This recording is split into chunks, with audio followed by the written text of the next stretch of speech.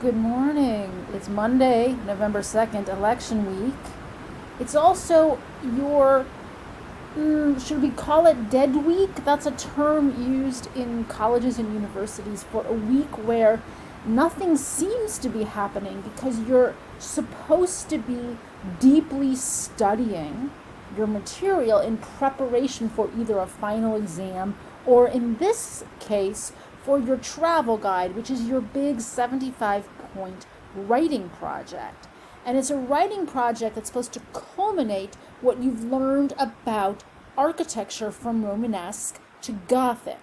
So what you should be doing is going very carefully through every page of this module, which teaches you about the French style of architecture. The cathedrals that are today called Gothic cathedrals, although I explain in the module that that's a misnomer. And the idea of travel is built in to the questions I pose in this first page. What are we doing? Where are we going? Because this is very much a story of an architectural style that starts in France. During this dead week, you have video recordings that are my video lectures explaining Gothic art, and then you also should be reading the textbook's introduction.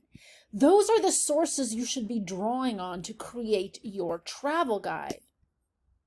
So this module is very much about depth, about studying in depth the style and the cathedrals. Some modules are more about breadth, about kind of a broad sweep.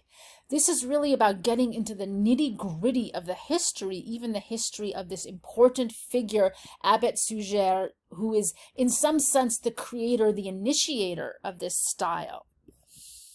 And you really get fully into this idea of depth of investigation with Chartres Cathedral, where we're talking about architectural design, the elevation, the system of rib groin vaults, the way the stained glass is used, but we're also talking about sculpture.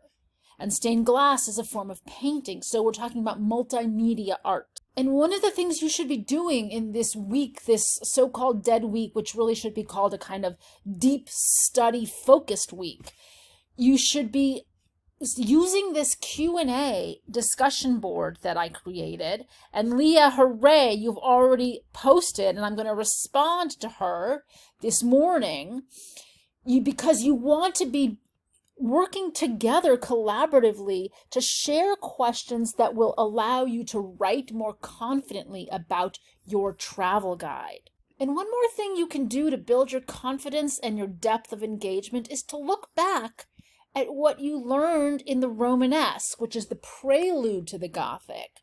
So you learned about pointed arches and rib groin vaults. You can review that.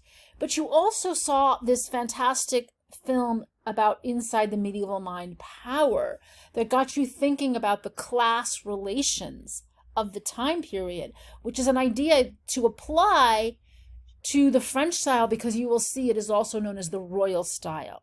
And it's about the power of the French royal line. So you have discussions that you did with ideas that came up in your discussion, and you can go back and visit those. There are questions about terminology that came up, and you can go back and revisit those. So that's how to be thinking of this week.